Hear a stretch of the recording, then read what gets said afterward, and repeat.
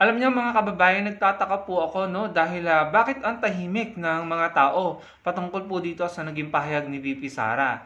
Na-interview po kasi si VP Sara dito sa TV5 at diyan pa lang sa title pa lang makikita niyo po. Sabi diyan, VP Sara Duterte, kapag nagsalita ako, magkakagulo ang bayan.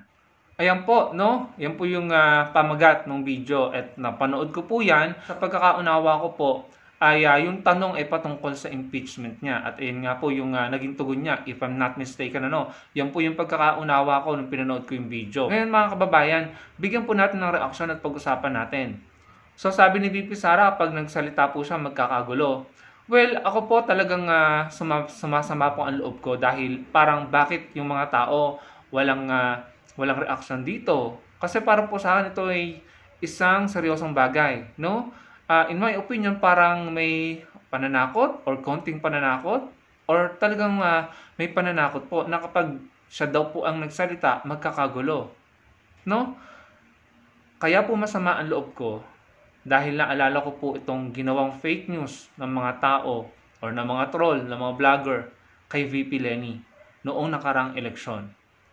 Malungkot po ako dahil ito po, kung sino pa yung mga taong hindi gagawa ng gulo, siya pa yung pinagbintangan. Ayan, dinibang po ng ABS-CBN yung bintang kay Atty. Lenny na kapag natalo daw sa Atty. Lenny, ay magkakagulo daw po. Parang sinasabi, pinapalabas ng mga sinungaling at nagkalat ng fake news na si Atty. Lenny daw po ay nagsabi na kapag natalo siya sa eleksyon ng 2022, magkakagulo.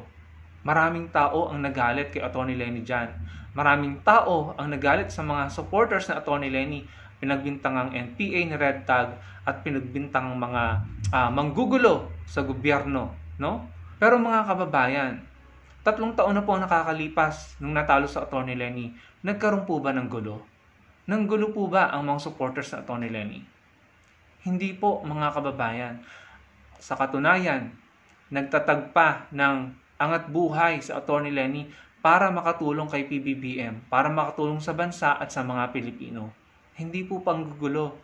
Kaya ko po nasabi sa inyo na ako po'y nalungkot at sumama ang loob dahil yung tao na hindi gagawa ng isang bagay na mali at masama ay siya pang pinagbintangan.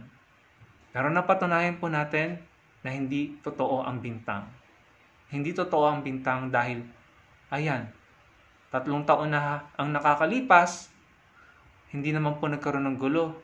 Bagkos, hinimok pa ni Atty. Lenny ang kanyang mga supporters na voluntarism para tumulong sa bansa at sa kapwa Pilipino via angat buhay, mga kababayan. Kaya po ako malungkot at masama ang loob dahil bakit ang tahimik ng taong bayan dito sa mga pronouncement ni VP Sara? Na sila itong yung kampo nila, rally ng rally. Bakit hindi makatikim ng batikos? Bakit sa Atty. Lenny na hindi naman gumagawa ng gulo, hindi gagawa ng bagay na hindi maganda para sa bansa, bagkos gumawa ng bagay na makakatulong para sa bansa, which is angat buhay, bakit siya ang pinagbintangan? Bakit maraming taong nagalit sa kanya? Bakit maraming tao ang inilipusta sa Atty. Lenny Robredo? Bakit maraming tao ang inilipusta ang kanyang mga supporters? Dahil sa kasinungalingang bintang. Pero si VP Sara, siya yung may mga pronouncement na talagang sinasabi niya kapag nagsalita siya magkakagulo. Bakit ang tahimik ng mga tao? Kaya po sumasama ang loob ko mga kababayan. Bakit kung sino pa yung may kakayahang gumawa, wala akong nakitang masyadong komento diyan sa naging pronouncement ni VP Sara. Samantalang ito sa Atty. Lenny, pagkatapos ng matalo, ayan, busy sa angat buhay, sa pagtulong sa bansa natin. In partnership sila with Universal Healthcare para sa kanilang mga pangkalusugang programa, yung kanilang angat sining, at yung pakipag-partner nila sa PLDT para sa Angat Pampanga, no? Ayan, yung kanilang mga programa dito ay talagang nakakatulong sa ating bansa, sa ating mga Pilipino. Pero siya po yung pinagbintangan. Siya po yung binato ng mga galit at pang-iinsulto dahil sa kasinungalingang bintang. Pero ito si VP Sara po, nagsasalita po siya na kapag nagsalita daw po ay magkakagulo. wala po akong nakikita na kahit sino na nagsasabi na mali yan, VP Sara. Huwag mo namang gawin yan dahil hindi yan maganda para sa bansa natin. Although hindi naman niya ginagawa, no? At sabi niya nga kapag nagsalita siya, baka magkagulo. Pero bakit wala man lang reaksyon, ano? Siguro si VP Sara, to be fair, ano? Sabi niya kung magsalita siya, magkakagulo, pinipili niya siguro wag munang magsalita or wag magsalita dahil baka nga daw magkagulo, no? Pero alam niyo, sa tingin ko, ilang beses na rin naman nagsalita si VP Sara at nagdula rin ito ng kilos protesta. Yun na lamang, nagsalita siya nung nagkaroon sila ng Zoom meeting ng mga vloggers, no? Na nagmura siya ng nagmura, nagkaroon ng pagbabanta, no? Nung panahon na kasagsagan ng issue ni Zulaika, nagkaroon na, after nung magsalita siya, nagkaroon ng mga kilos protesta. So somehow, nagawa na rin niyang magsalita at magbato ng mga salitang mabibigat at mahirap marinig, no? Masasakit na salita. So mga kababayan, bakit po kaya nasabi ito ni VP Sara? Sana naman huwag niyang gawin na magsalita na maaring makapaghimok ng sinasabi niyang pagkakagulo. Dahil hindi po yan makakatulong sa bansa natin. So sabi pa dito ni VP Sara, nakalagay po dyan, Sara Duterte reaffirms presidential run in 2028. Sa Philippine Star, Vice President Sara Duterte said the Philippines' position behind Southeast Asian nations and the rest of the world was what pushed her to seriously consider running for president in 2028. And then ito pa, sa News 5, na pag-iiwanan na ang Pilipinas. Ayaw natin yon, sabi yan ni VP Sara. Sa isang eksplosibong panayam, sa News 5, sinabi ni Vice President Sara Duterte na pinag-iisipan niyang tumakbo sa pagkapangulo sa 2028. Ayan po mga kababayan. So, sinasabi niya na pag-iwanan na ang Pilipinas sa mundo, sa Southeast Asia. Kaya gusto niya tumakbo sa 2028. Sabi ko naman sa sarili ko nung narinig ko yan, nabasa ko yan, si VP Sara para namang hindi parte ng gobyerno. Kapag sinabi mong napag-iwanan ng Pilipinas, sinong sisisihin? Di ba ang gobyerno? Ang Pangulo? At ikaw bilang Vice President, part ka ng gobyerno. So bilang Vice President, ano kaya ang ginagawa ni VP Sara para tugunan yung sinasabi niyang napag-iwanan na ang Pilipinas? Ano kaya ang ginagawa ni VP Sara bilang parte siya ng gobyerno para tugunan yung sinasabi niyang napag-iwanan na ang Pilipinas, mga kababayan? Part siya ng government, no?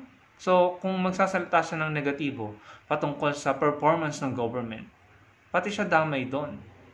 Hindi lamang ang Pangulo. Pero bakit ito sinasabi ni VP Sara? Para mag-paint ng negative image ng gobyerno at ng Pangulo? Nakaka-turn off naman po, mga kababayan. Tanungin natin, ano bang nangyari nung time or administrasyon ng tatay ni VP Sara, ni PRRD? Umangat ba ang Pilipinas? Naiahon ba ang Pilipinas? Ang pangako, 3 to 6 months. Pero ano pong nakita natin?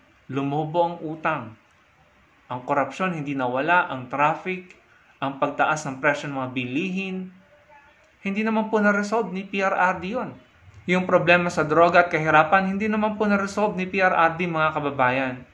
So bakit ganito magsalita si VP Sara as if parang ang isang Duterte presidency ang kalutasan at magpapabago ng bansang Pilipinas? Yung change is coming. Yung 3 to 6 months at mala Singapore na pangako, hindi naman natupad ng tatay niya.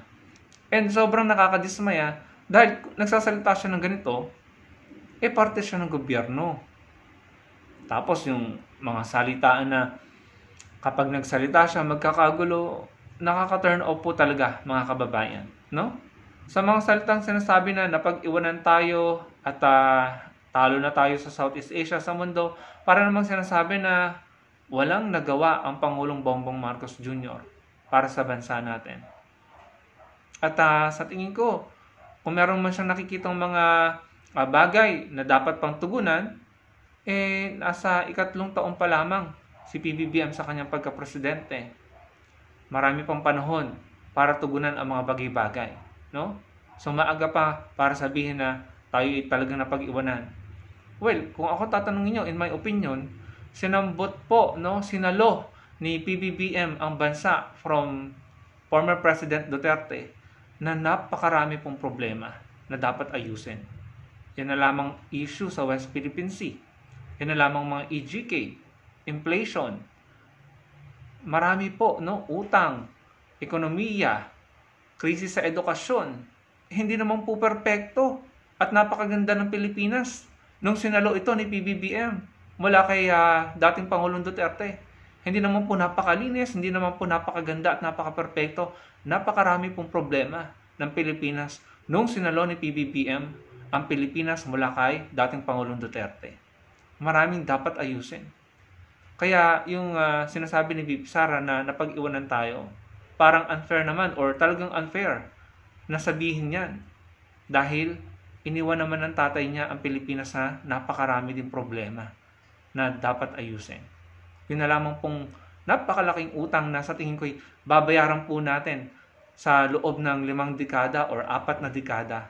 Baka wala na po tayo sa mundo, yung mga apo at anak natin ay nagbabayad pa rin ng iniwang utang ni PRRD. Dekada po ang aabutin yan, mga kababayan. So, para po sa akin, unfair yung sinabi ni VP Sara na napag-iwanan. Dahil una, hindi naman sinalo ni PBBM ang bansa na maayos at maganda. Pangalawa, hindi pa tapos ang termino ni PBBM. Pangatlo, parte siya ng gobyerno. Kaya pati siya, mapupulaan kapag nagsalita siya ng ganyan. No?